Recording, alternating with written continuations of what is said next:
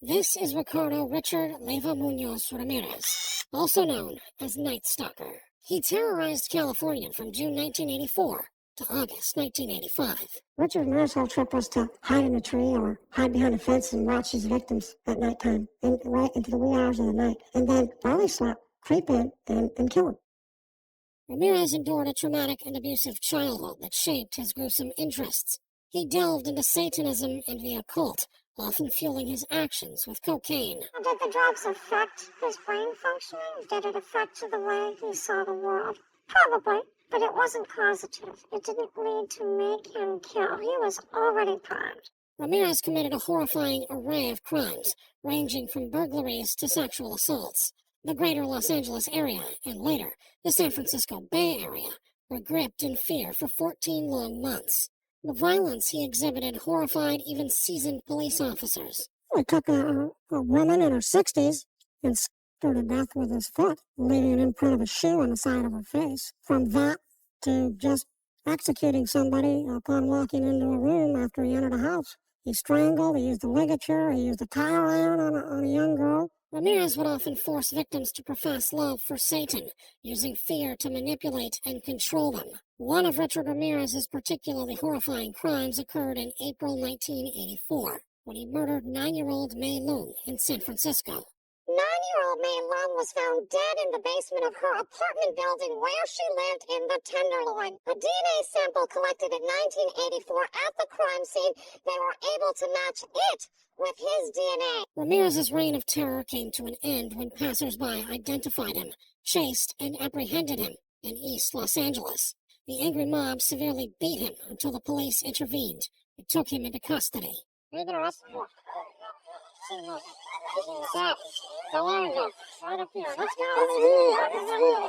your name, huh? However brutal the slaying was, wait till you hear how he justified the murder. In court, Ramirez was convicted of 13 counts of murder. Throughout the trial, Ramirez never showed any remorse for his horrendous crimes.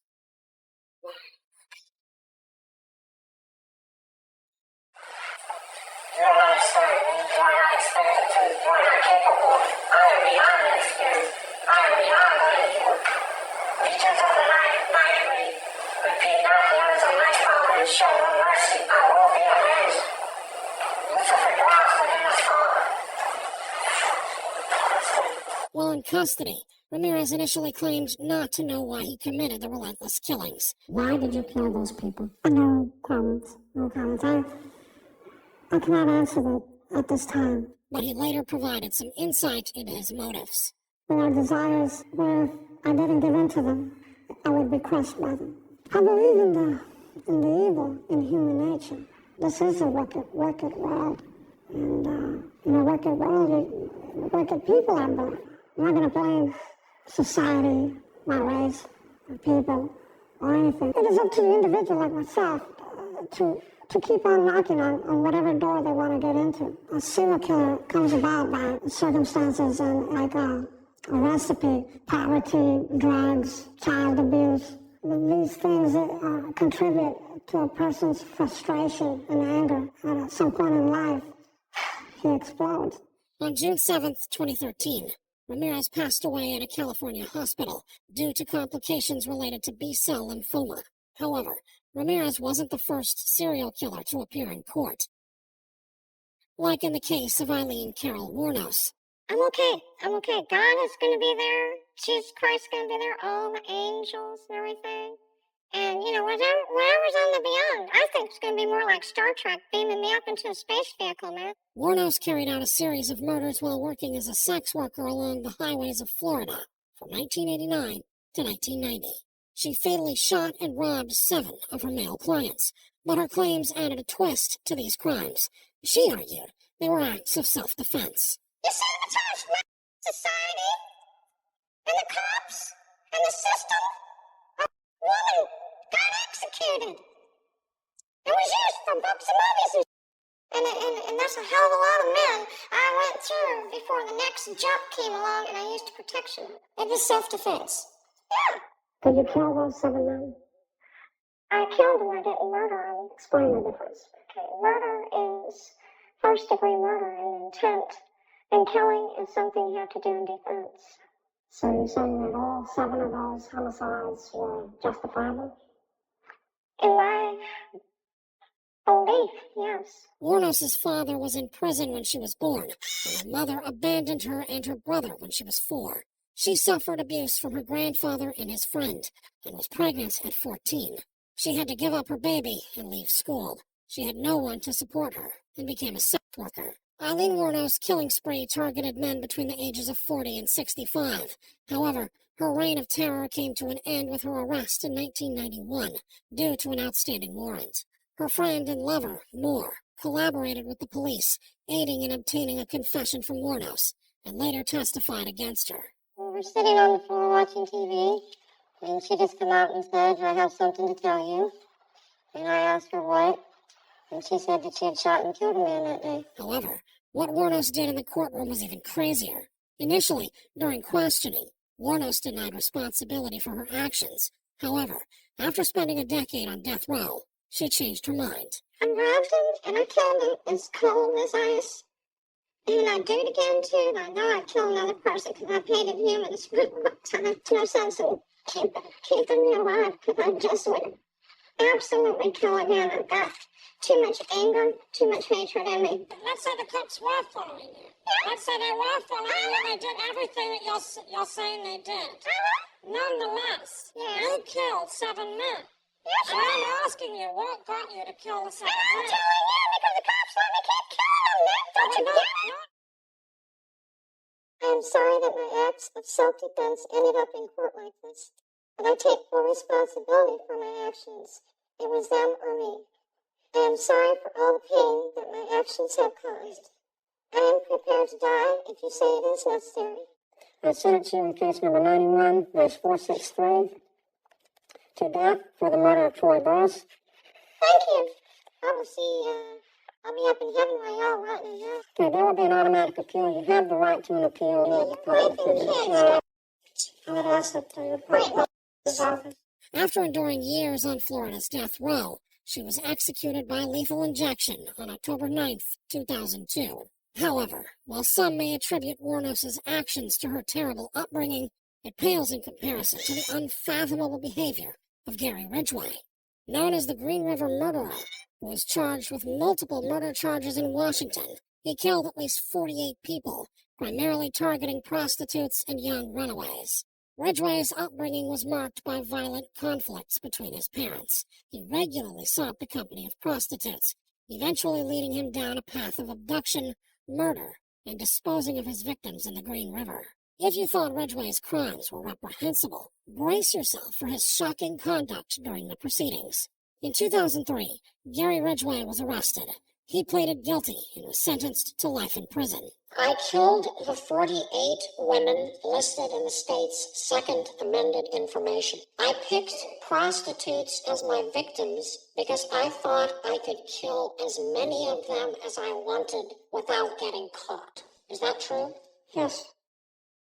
And Mr. Ridgway, is it your desire to plead guilty to the 48 charges of aggravated murder in the first degree because you believe that you are guilty of each of those offenses? Yes. The courtroom was filled with emotion as victims' relatives told him what they thought about him. You had said your memory, when it comes to all of the women you took, was gone. Our memory is not. In your words, you said that they didn't mean anything to you, but she meant everything to us. She was a mother, she was a wife, she was a sister, and we miss her. I wish for him to have a long, suffering, cruel death. He's gonna go to hell, and that's where he belongs. Remarkably, in the midst of the seething emotions, a Christian father named Robert Rule, who had lost his daughter Linda Jane to Ridgway, did something different. To live up to what I believe, and that is what God says to do, and that's to forgive. And he doesn't say to forgive just certain people, he says to forgive all. So you are forgiven, sir. This act of forgiveness from Rule moved Ridgway to tears. That was the only time he displayed any emotion in court. However, as we saw Ridgway's discontent with their sentence, it brings to mind the strikingly similar response of Jeffrey Dahmer. I didn't ever want freedom. Frankly, I wanted death for myself. Jeffrey Dahmer was a notorious serial killer and sex offender who terrorized Milwaukee, Wisconsin. Jeffrey Dahmer, also known as the Milwaukee Cannibal or the Milwaukee Monster, admitted to killing, mutilating, and eating 17 young men over a period of 13 years. Saving the skeletons, preserving other parts. One thing led to another. It took more and more deviant type behaviors to satisfy my urges. And so it just spiraled out of control. Why the cannibalism? That was another step. It made me feel like they were a permanent part of me. Besides the just mere curiosity of what it would be like, it made them feel that they were a part of me, and it gave me a sexual satisfaction to do that. Dahmer's reign of horror came to an end when Tracy Edwards, the man who was supposed to be his next victim, escaped and alerted the police. The officers followed Edwards to Dahmer's apartment, where they discovered shocking evidence of his atrocities. Dahmer was promptly arrested. A thorough search of his apartment revealed more horrifying items. Police removed boxes and boxes of body parts, evidence of what appears to be a psychopathic mass murder. Authorities also took out a barrel of what they think is acid. Police are reluctant to reveal exactly how many victims there might be, but knowledgeable investigators say it could be more than a half a dozen. As if Dahmer's offenses weren't enough, his demeanor in court will leave you dumbfounded. Dahmer faced multiple charges of first-degree murder and additional charges in Ohio. Dahmer also gave a rare glimpse into his twisted mind and what drove him to become the Milwaukee Monster. Was this about some kind of desire to keep these people with you, not to be abandoned, not to have them leave? I think that did play into it, but there was a big element of wanting complete control over someone, not having to consider their wishes, being able to keep them there as long as I wanted. Contrary to what one might expect, Dahmer said that he did not enjoy killing people. Was it the killing that excited you, or is it what happened after the killing? No, the killing was just a means to an end. That was the least satisfactory part. I didn't enjoy doing that. In 1992, he was found guilty of 15 homicides in Wisconsin and received 15 life sentences. He also got another life sentence for a homicide he committed in Ohio in 1978. Dahmer showed little remorse, even as victims' families tore into him. Did you ever stop to think that this is someone's brother, nephew, uncle, cousin, grandson, or just someone's friend? You almost destroyed me, but I refuse to let you destroy me. I will carry on. You destroyed the baby of the family, and I hope you go to hell. This is how you act when you are out of control. I don't want to ever see my mother have to go through this again. Never, Jeffrey! Jeffrey!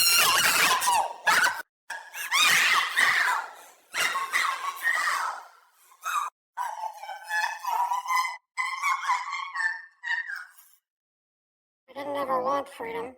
Frankly, I wanted death for myself. This was a case to tell the world that I did what I did not for reasons of hate.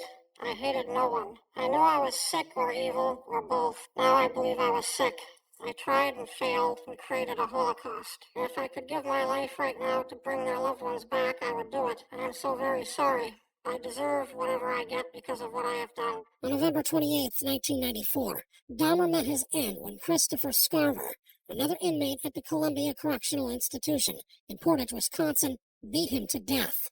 However, Dahmer isn't alone in his actions. Let's not forget the infamous incident involving Tommy Lynn Sells. I like to use a knife. Gun is too violent. Just fit my hand well. An American serial killer infamous for his heinous crimes and facing charges for multiple murders in Texas. While convicted of one murder, authorities suspect he may be linked to a staggering 22 killings. Sells says he's not sure about the exact number, but claimed responsibility for ending over 70 lives. How many people have you killed? Lord, I don't know. 10? Yeah. 20? Probably. 30? It's up there. 50. But see, I'm not Billy the Kid making notches on my holster, so I know it's been a lot. Sells had a troubled childhood, marked by alcohol abuse, drug addiction, and sexual molestation. His grandfather introduced him to alcohol when he was only 7 years old, and his mother encouraged him to have a sexual relationship with an older man named Willis Clark. Sells became a wanderer at 14, traveling across the country and committing various crimes. One of his most horrific acts was the murder of Kayleen Katie Harris on New Year's Eve, 1999. He sexually assaulted her and stabbed her to death. He also tried to kill another girl, Crystal Searles, but she survived despite having a cut throat. But brace yourself for an even more disturbing revelation. Sells' twisted justification for the brutal slaying. Sells admitted that he enjoyed killing because it gave him a thrill. First time I killed somebody, it was such a rush. It was just like that shot of dog. Every time I did it, it was that rush again. And I started chasing that high. He also attempted to justify why he targeted children. You also killed children? Some got killed, yes. Why would that happen? I didn't want them to live through the pain I lived through. Sells met his end on April 3, 2014, when he was executed by lethal injection at the Texas State Penitentiary. He stopped moving after less than a minute, and he was declared dead after 13 minutes. I suffer more here than I ever suffer in that grave. I have to live with it every day now.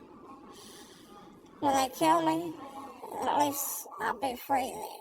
If you thought these reactions were shocking, you'd be amazed at this video of 6 moms reacting to life sentences.